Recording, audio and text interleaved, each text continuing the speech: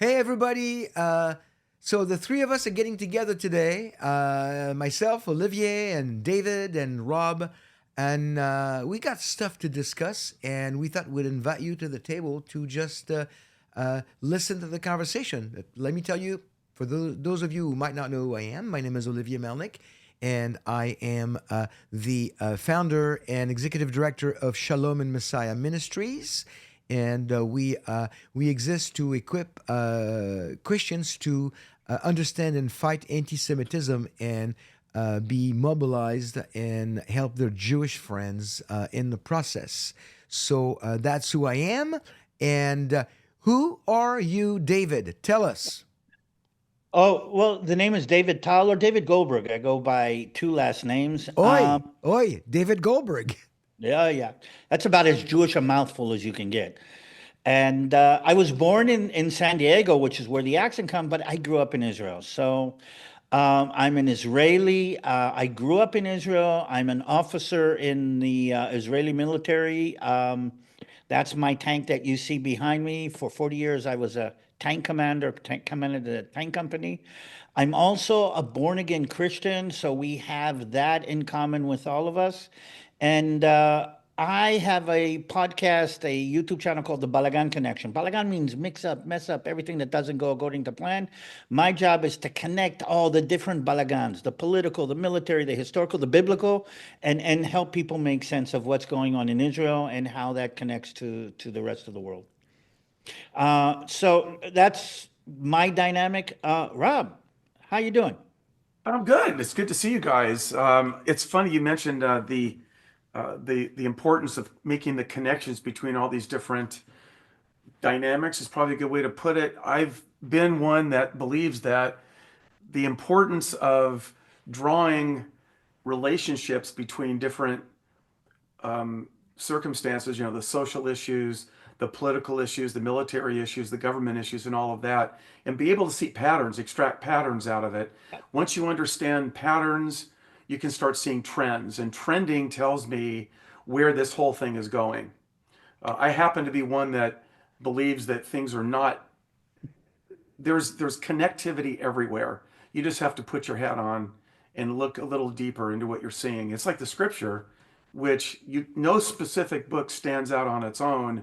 It's always connected to other books in the Bible. And so when you understand that connectivity, the bigger picture, whether it's about Messiah, whether it's about Israel, the Jewish people, whatever, starts becoming a lot more clear. So, And it still doesn't tell us who you are. well, I'm the interim leader of a Messianic congregation in Orange County, California. Born and raised in this area, went to school in San Diego. So David mentioned San Diego there just a minute ago. I came to the Lord in 1979, late 1979, found the Messianic movement, or maybe I should say it found me the following year, and I've been part of three different Messianic congregations in this area and have had a chance to learn a lot, teach a little bit, and have a chance to connect with a lot of people around the country and around the world. So making friends with both Olivier and David has been a real joy because bringing different perspectives on things is always something that I like to learn from others. And so this has been a real joy. So it's I forgot your last name was Goldberg. So it's like Melnick, Goldberg, and Schwartz, not a law firm, a conversation. And I think this is beautiful. I think we've all grown up in different places, which is fascinating, but we have two very interesting things in common. And I think that's what's going to hold this in a very interesting way. We're all Jewish and we're all followers of Yeshua. Amen.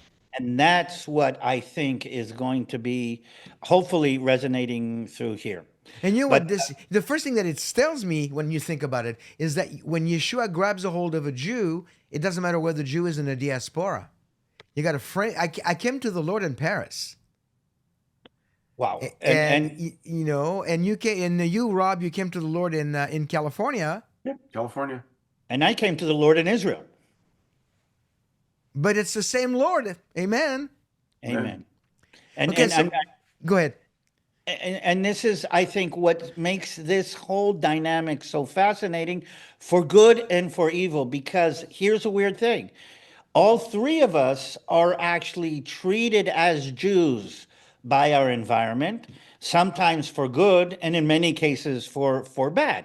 Which is why, and Olivia, you specialize in this, we would all be persecuted no matter where we are for being Jewish. What happens in Israel is a good indicator of that, but the rise of anti-Semitism is an indicator of that. So no matter where we're from, we all wear the same star. That's right. That's right. We're absolutely right. Now you something's been on my on my mind, obviously, and on the mind of a lot of people who are interested in hearing the truth, and you being connected probably a little closer to us on that topic. All we hear, if you watch the right news, the correct news, I mean. All we hear is about the hostage deal, and like they're bringing some home, and and so I've been watching some of it. And first of all, and I would love your opinion on this, David. I don't like the word deal, because a deal, to me, the definition of the word deal means, in a sense, a compromise that is beneficial to both sides. It's a deal. It's like it's going to work. It's a win-win, and I don't know. Maybe I'm wrong, but I'd love you guys to tell me what you think. I don't think that what's going on with the hostages is any kind of a deal. It looks like Israel has no choice, but I mean, do you think it's a deal, David? And what's going on with that? I mean, because I don't hear some. There's like what seven hostages have been released, I think, and eight more are coming back, but they're dead. I mean, what's going on? So I'm going to take a couple of minutes, just go quickly into the how do you say, the skeleton of what's going on, and then maybe connect to my feelings. And I'm very curious to hear Olivia and Rob's feelings on how this connects, because the basics of this is that Israel has agreed to release something like 1,500 Palestinian terrorists to move out of certain parts of Gaza, to allow movement of Gazans from one side of the Gaza Strip to the other. And in return for that, we get 33 of the hostages back. Not all of them, only 33. And out of the 33, they're not telling which are alive and which are dead. We know that there are at least 8 that are not among the living. And so the first batch was released 2 weeks ago. Last weekend, there was 4 more that were released. Today, they're releasing some of the Thailand people who were Thailand nationals that were conquered, not as a part of the deal, but in this, they're releasing some more this weekend. And at the end of this stage, we will have altogether 33 that are released. So that is I'm going to say the skeleton. But a lot of people have been asking me, I mean, people have been reaching out to me, oh, aren't you excited? Aren't you happy for the release? Do you see this as a step towards peace? And when I sit down and evaluate it from my internal Israeli point of view, I'm happy that they're being released. I'm willing to do this, and I'm willing to be a part of this. I'm willing to be joyous because they're being released. But this is not a hostage deal for us. This is not an agreement. This is not a ceasefire agreement. This is something else. And when I was trying to figure out, another word that came up is this. If you have a loved one who is kidnapped, and you get a letter that says, we want you to do this and this and this for your loved one to be released, that's not an agreement. That's not a deal. That is a ransom. And what Wow. I feel is Israel is going through is we are now ransoming our loved ones. And when you pay a ransom, you actually pay something, you give something, you do something in order to give your loved ones back. You don't want to do it. A ransom, by definition, is something that you wouldn't give if you didn't have to. Right. But because the life of your loved one is so important, and when I was sitting down and evaluating, here's how I feel as an Israeli, because all my life I've been a warrior, I've been a soldier, I've been here to make sure that something like this doesn't happen. And I take it personally that it did. I'm hurt personally. I know people who are being released. I know the families of some of the people who are being released. I know people who were killed. Some of the guys that I know personally were killed in Be'eri. It is very, very personal. And seeing the joyous Hamas dancing around these hostages and seeing the world saying, oh, Israel's lost, it hurts. And I'm willing to accept this hurt because I want them back. Of And I'm course. going to be joyous for them back. But let's make this clear. Just like the father who lays down the suitcase with the ransom for the life of his daughter, in me, there's a sense of defilement that I'm making a deal with evil because I have no choice because the life of my No loved one choice. is more See, important. that's the But thing. it It is a doesn't look like deal there's with much of evil. it doesn't look like there's much of a choice. What Rob, you were talking to me about the hostages the other day, and you were getting frustrated. What part frustrates you? Well, I want to reflect on what David said. Coming from an American Jewish perspective, it astounds me that the vast majority of American Jews continue to remain on the left politically. The Jews or the Israelis, and again, they're obviously Jewish, but those who were living in the kibbutzim on October 6th went to bed. I was reading one article. They were supporting the Palestinians, helping bringing them from Gaza into Israel, taking them to doctors. They gave them jobs, well-paid jobs in the fields, different things. Nobody knew that that the Palestinians had been developing intelligence for Hamas all those years. And so when the invaders came in, not only the invading Hamas warriors, but also the civilians, people are not talking about the thousands of civilians that followed the invasion and Mhm. stole everything from the kibbutzim. The next day, I remember seeing, you might know the name Barry Weiss, who runs the Yeah. Free Press. Barry was on the left. She was a member of the New York Times editorial staff. She made the statement that she was beginning to move to the right after all this because she began to realize that her worldview was inaccurate. And the Israelis living down in Be'eri and living in some of those local areas, somebody put up a banner on one of the fences of the burned up kibbutzim and it said, "Remember what Amalek did to you." I Mhm. can't remember what those words are in Hebrew. David, maybe you can help us there. But Zechor et Amalek. yeah. And so the idea is that they suddenly realized, and a friend of mine who's a rabbi from Israel, a female rabbi, she said to me, I finally realized they don't want peace. The Palestinians have no interest. What they want to do is they want to completely take the Jews out. And that's the DNA of Gaza. And Caroline Glick, you guys know Caroline Glick, she made the statement very early on in this thing, the Palestinians are Hamas and Hamas are the Palestinians. And one of the released young women came out today or this week and said they're all terrorists, all of them. And so, how do you deal with a seething, angry enemy on your border? American Judaism, American Jews do not understand that threat. Only Israelis do. And so, when I see this whole thing about the hostages, my heart breaks because I don't want the sensitivity. David, you explained this to me so well yesterday at breakfast. The sensitivity of the Israelis to this is family. These people are family. And if you don't know an individual, you know the families or you know somebody that knows the family. And so we cannot possibly, in the West, we cannot possibly understand the pain that Israel's going through. Before I turn this over to Olivier, I want to No, ask that's Olivier a fine. question because this is something that I think Olivier you specialize in. One of the things that I felt as an Israeli after October 7th is I grew up thinking I'm an Israeli, which is different from a Jew. I grew up thinking we're the strong Israeli. I mean, I ride a tank. I have 10 other tanks on my left and on my right. I feel the power. I'm the strong Jew. I'm not the Jew of Eastern Europe. I'm not the Jew of Fiddler on the Roof. I'm not the Jew of the Holocaust. I'm something else. What happened to me on the 7th of October is I was reminded that I am the Jew of the Holocaust. I am the Jew of Fiddler on the Roof. I am the Jew that carries that heritage. and I connected to my, I'm going to say it in a weird way, my anti-Semitic feeling of a Jew.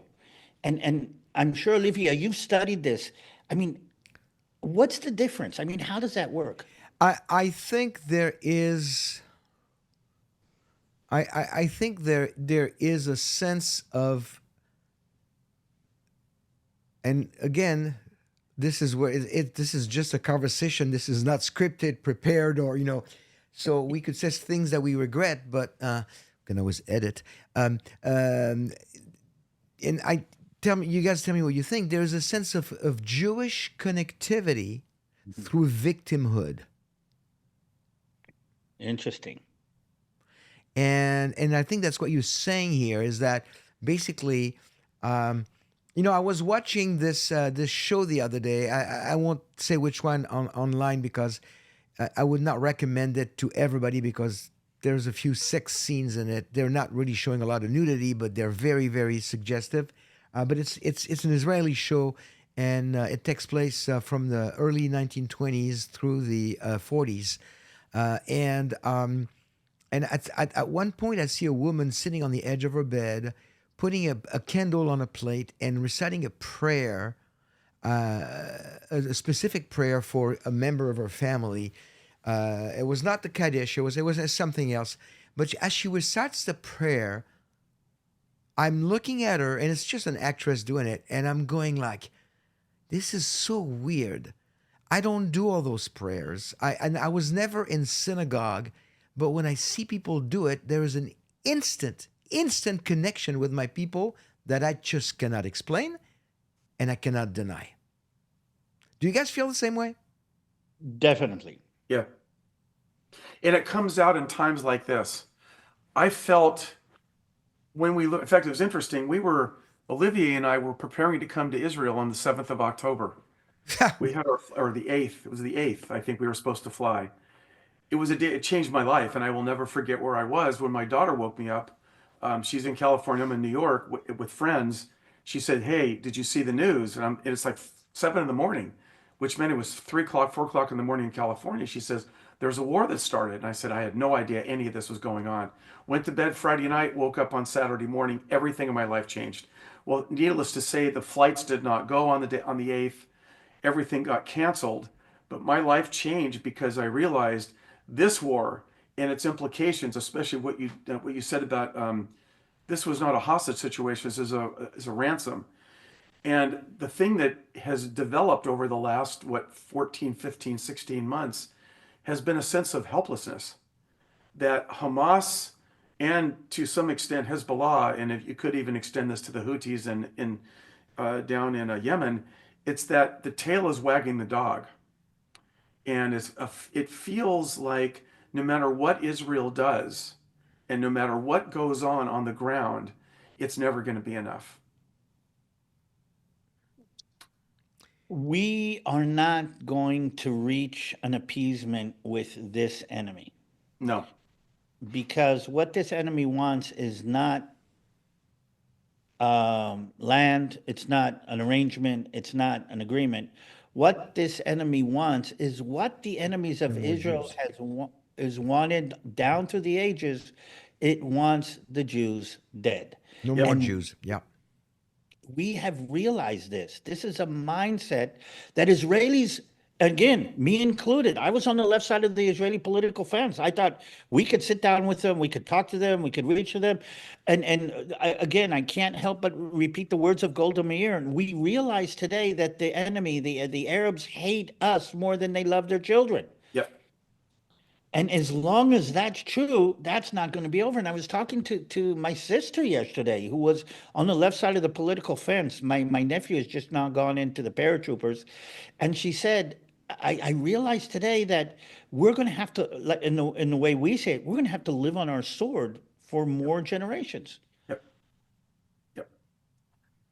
How long do you think this conflict with Gaza is going to last, David? Well, it seems like it's not going to be over. Listen, I served in Gaza. I mean, I remember when we could go into Gaza and have falafel. They had very good falafel in Gaza. I remember going into the Gaza market. Then I remember going in the army and putting down the first intifada. I don't know if you remember the first intifada, the first uprising started in Gaza.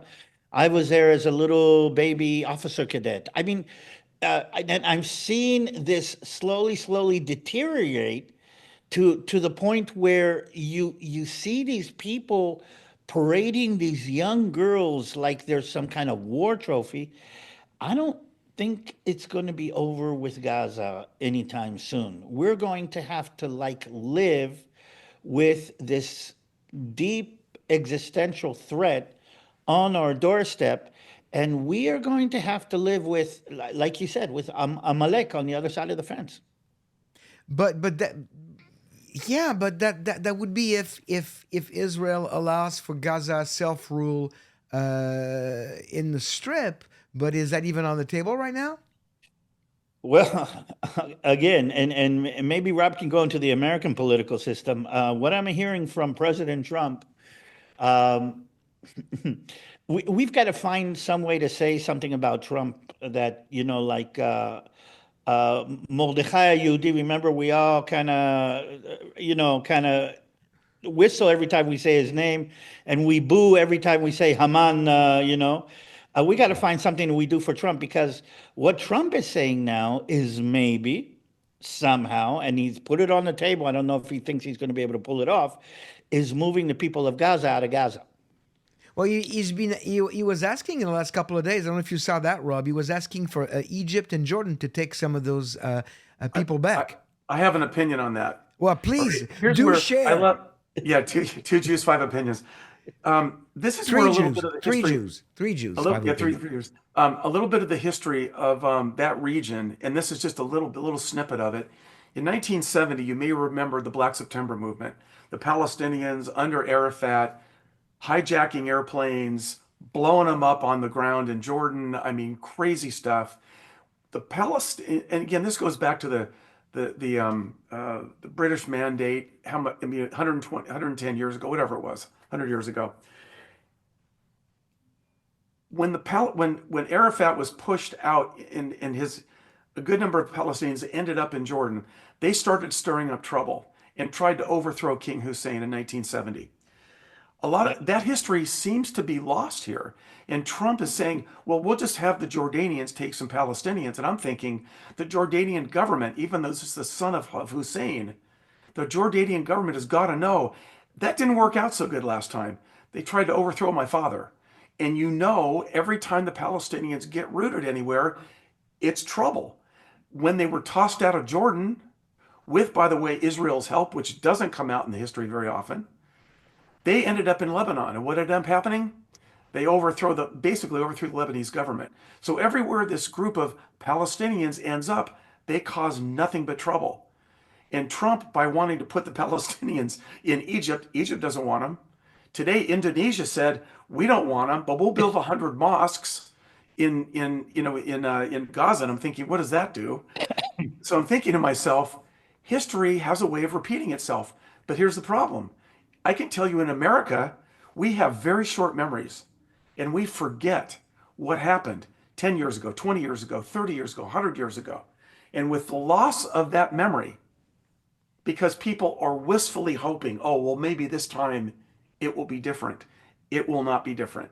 And David, I agree with your sister. We may have to realize at this point in time, this is going to be an ongoing conflict. And whatever they have to do to build the wall, whatever they have to do to build a no man's land there, whatever they have to do is what they're going to have to do. And it's not going to be easy. And the world is not going to be necessarily willing to listen to it. By the way, I sent you guys a video earlier, and you might want to edit this out, Olivier, about a Jewish man in Australia beginning to realize the pressures that the Jewish community is under, even in Australia. So Oh yeah, this is international. This is not just, this is global. But it's global. before we move on, something came to my mind yesterday when I heard this about Lebanon and Jordan, rather, in Egypt. I'm thinking, let's put the biblical hat for a second. I'm thinking, okay, I'm of the camp that says that believes that biblically speaking, Psalm 83 is not a real war. It is a literary device that Asaph used when he wrote the psalm to express to his God is fear for his people, and it's like me saying the whole world is against us. Well, not the whole world, but it's a figure of speech, so to speak. And so Asaph is going like the enemies of Israel. They, may that the name of Israel be remembered no more, and so on and so forth. And then he lists the 10 different groups of countries or people groups. And when I teach on this, I always tell people I don't think it's a real war for several reasons. There's no war language in the Hebrew in that 17 verses of that psalm, but also we have right now currently two peace treaties with Jordan and Egypt, between Israel and Jordan and Israel and Egypt. And as fragile as these might be, they are real signed peace treaties between Israel and those two countries. And I tell people, if those two countries end up not being at peace, officially not being at peace with Israel anymore, maybe I will consider changing my view on Psalm 83 not being a real war, because now we'll have all 10 people, being against Israel. So I don't know, maybe if Trump is pushing, maybe it could change the position of Egypt and the position of Jordan to be openly anti-Israel. I'm not saying I'm changing my view. I'm just saying this makes me think. This is just a conversation. One more opinion here. What do you think, Well, David? let me add one thing, just real quickly. I can't help but think of Arnold Fruchtenbaum's words, right? And you know what I'm saying? I'm going to say, beware of what? Newspaper exegesis. Yeah, front page or newspaper exegesis. In other words, if it's in the press, therefore it must be biblical, and that's not I'm true. not changing my But view. It's making me think. That's all. yeah, Okay, so me too. And then this is a private conversation. It's only going to go on YouTube, oh so no, yeah, nobody I will mean, hear it. I see one on this side, one on that side. I mean, okay. I want to bring in something a lot of people don't really think about, don't really talk about, and that is, what are the Arabs saying? What do the Arabs believe? What is the Arab mindset in all of this? And if you go to the Arab press today and you go to Al Jazeera in Arabic, by the way, not the one in English. The one in English is made for American consumers. You Right. go to, and there's a couple of, you go to Memory. I don't know. There's a website called Memory that talks about what the Arabs are saying in Arabic. The Arabs are calling this a great victory. Yeah. And I'm saying to myself, wait a minute, why do you call this a victory? I mean, Gaza is in rubble. Your army. I mean, tens of thousands of people have died. Why are you calling this a victory? And as far as the Arabs are concerned, this is the mindset we need to understand. Their problem is not with Israel; it's with Jews. And the fact that the Jews came up, the most despicable of all the people according to Arab theology, Muslim theology, came up and set up shop in their neighborhood, meaning not somewhere else. The Jews want to live in Europe, that's fine, but they set up shop. The word Nakba was created, by the way, to explain the shame of the fact that the Jews had taken a piece of land from the Muslim empire.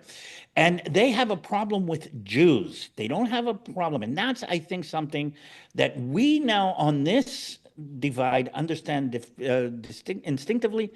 The problem is not with Israelis, it's with Jews, with the fact that Jews live in the Holy Land. So they see this smack, and this is more a smack to Israel than it is an existential threat. They see this as a great victory. This gives them, it's like the neighborhood bully that gives you a smack. It doesn't kill you, but it really hurts and it really, really offends you. And they see, look at, this is what's happening. What Israel is going to have to do, and a lot of people don't really realize, is the only way to put down a bully is to make him afraid of you. And that's, I think, where Israel is going to have to go. And again, there's all kinds of talk about different dynamics. And Olivier, I'm sorry to say that I think, or I'm not sorry, I think the only way that we're going to have to be able to deal with the thing with Gaza is if we take Gaza back, meaning take I think land. it makes sense. It's not what the world wants to hear, because those poor Palestinians, so on and so forth. But I keep remembering, and my numbers might be off, but when they took a survey, was it 72% of Palestinians in Gaza were in favor of what Hamas was doing? Yep. They 72%? love it. Yep. Okay, So and again, they've raised their children on this hatred. We say in the army, they drink hatred for Israel with their mother's milk. Yep. yeah, it's now something that and I don't understand, and maybe you guys can help me understand this.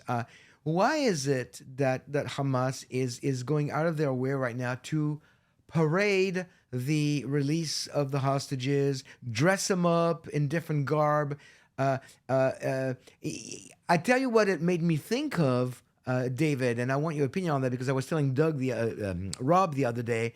Um, uh, there was a camp during the Holocaust in Eastern Europe called Theresienstadt, and Theresienstadt was the one camp that was the one that they used for promotional movies to show the world that, see, this is what the Jews are going through. Little kids, doing around, playing games in the field, parents eating, preparing food, like going to summer camp. And they were saying this, and they were filming. They were forcing people to smile. They were filming people, and that's the only footage, at least at first, that was allowed for the world to see, so that it would basically buy Hitler and the Nazis time to further their nefarious agenda of the Holocaust. They were sending propaganda from that camp in Theresienstadt, and it became known after the war. And I'm looking at those Palestinians, and I'm not sure it's a complete parallel, but I'm thinking, are they disguising the truth with falsehood about victory, about we're bringing you back soldiers of yours, but they were not really soldiers to start with? I mean, how do you see that? I mean, am I overreacting here?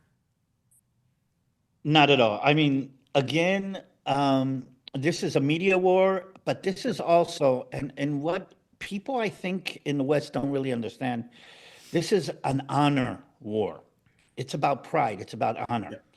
What Israel did to the Arab world more than anything, by our mere existence, we have dishonored the Muslim and the Arab world.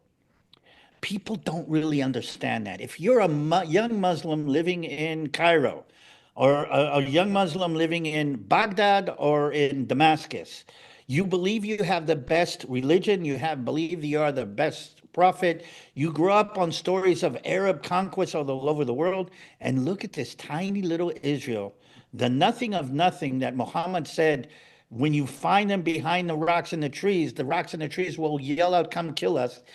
And this tiny little Israel has actually put you down. This is an affront. We are an affront to Muslim pride. So what they're doing now is to trophy and return their pride. They're doing it for us. And I got to tell you, it works. When they parade our women like that, it hurts us personally. It's something that's there. And it's something that the West doesn't get. Okay, we don't function on pride and honor. This is a Middle Eastern. It's beyond just the Muslim world. It's a Middle Eastern cultural. It's in the Middle Eastern cultural DNA, the pride and the honor. We don't get it in the West. If we did, we would handle things differently. But, Exactly. because we don't understand pride and honor, we try to work through appeasement, and that doesn't work. Exactly. And here's the thing, and they are actually pushing their honor. I mean, how would it make you feel if you saw your mother paraded in front of hundreds of armed warriors like that? I mean, it would be a front. Now, that also, though, and again, this is medieval, this is the mentality, okay, that also rises up the Muslim fervor. Look what we're doing to the Jews. And that gives them a feeling. To connect to the Theresienstadt, Muslims have excuse me, Muslims have an actual biblical theological concept that is called taqiyya, is the way they say it. Takia? Taqiyya, Takia. Takia Yeah. really literally means that it is deceitfulness in the name of Islam, meaning we can lie, we can deceive, we can kind of smoke screen if it is in the name of Islam. You're not allowed to lie. It's not moral to lie, but if you're doing it in the name of Islam. So they basically see it as totally normal that they will create a visual, maybe not real, but if it, how to say, helps Islam to achieve its goals, then this is totally correct. Now that lines up very well with the social media, everything is on screen world that we live in, and it turns out that this social media world has lined up and given them this power that they wouldn't have had otherwise. That's right. And by the way, the Bible and the Torah also have this a similar concept as takia. It's called sin. God does not allow for that kind of lying, that kind of deception. Uh, um, but you guys, you know what? We could keep going on and on and on, but we don't want to make it too long. But we should probably get together again because there's plenty to talk about. And Rob, final thoughts. Yeah, Yeah, well, I want to Rob, add one final more thing. thoughts. David hit on a really powerful point, and that was dealing with Israel's fighting three wars. They're fighting the war on the ground, and you could say the war in the air. That's all part of the same military action. There's also a second war being fought for public perception. Mm. In other words, if you're for those that are watching and they're seeing refugees and bombed out buildings are thinking, oh my gosh, this huge military threat is, dropping these munitions and weapons and so forth on these poor Palestinian refugees. And then there's the third war, which a lot of people haven't really mentioned, but David, you kind of alluded to it yesterday, and that's the financial war. Israel's economy is in shambles. The tourism industry is busted up right now, and tour guides like David are, looking like, what happened to my business? Even though Israel is still, if you read Startup Nation, even past wars, the Israelis were able to still produce and export a lot of the products in the middle of all the chaos. But there's three very clear wars going on, and not to mention the fact that the United Nations, which originally came to Israel's defense in 1947 and 48, has turned everything completely upside down. So the Israelis are fighting a lot more than people realize. Well, you could And add to that. You could add to that a war against the media. and that's in the public perception. You're right; it's a media war as well. So they're constantly so programs like this. We may reach 5, 6, 7,000 people. It's part of the war. I People, want to add, go ahead. I'm not disagreeing, but I want to add another word. And since we are here on the same platform, this is really important because all of those wars that you mentioned are actually battles in a bigger war. And I'm going to stress there is a spiritual war going on. Absolutely. Amen. That Agree. is Agree. 100%. underlying. So yes, the physical or what we call the kinetic war. I don't know if you've heard that term. Yep. It is one land. There's the media war. You got that. There's the financial war. But let's make this clear. Satan has put his crosshairs on God's chosen people again, Yep. and he is using the weak-minded and the lied to people of the rest of the world as tools in this spiritual war against Israel. Yep. But I would like your maybe opinion quickly. Maybe we can do this. Has the election of President Trump changed some of that dynamic, and how? Okay. Well, I'm gonna let Rob talk about this because I am going to. Well, in a nutshell, it's too early to tell. Yeah. But one thing that he has done is he's given the D9 bulldozers, just one example, bought and paid for by Israel, held back by the Biden administration. They've now been delivered, and these things don't shoot anybody, but they dig deep to find tunnels. I mean, what can I say? It's a great, and I'm sure David, you're familiar with that piece of equipment. I've used them many I was going to times. say, it's an amazing piece of machinery. Also, they've released the 200, is it 200, 2,000 pound bombs? 2,000 So pound Israel's bomb. now going to have a chance to go bunker busting if they have to. Bottom line is, early, it appears that President Trump is making every effort to help Israel to get things balanced and settled and maybe push the war to a conclusion. So early on, it looks promising, but I would be remiss in saying that it's we don't know yet. I think is probably the better way to put it. I think that what I'd like to do with you guys next time we get together is maybe I did a short video, very brief video in an article recently on one state solution, two state solution, or final solution, and I was basically quoting Caroline Glick on the final solution. But I would love to discuss that with you guys. But I think we should bring it to a close because we don't want to. We've gone for about 45 minutes, and I think that's a good conversation. And my coffee is cold. I need more coffee now. So, guys, this was great. Three Jews, five opinions. I'm sure we have more than five opinions in that 45 minutes. But it's I really like the dynamics of an Israeli, a European Holocaust, a son of Holocaust survivor, and an American Jew.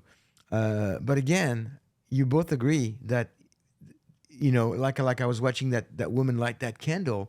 The thread of Jewishness uh, is cannot be cut. It just cannot be cut. It cannot be ripped.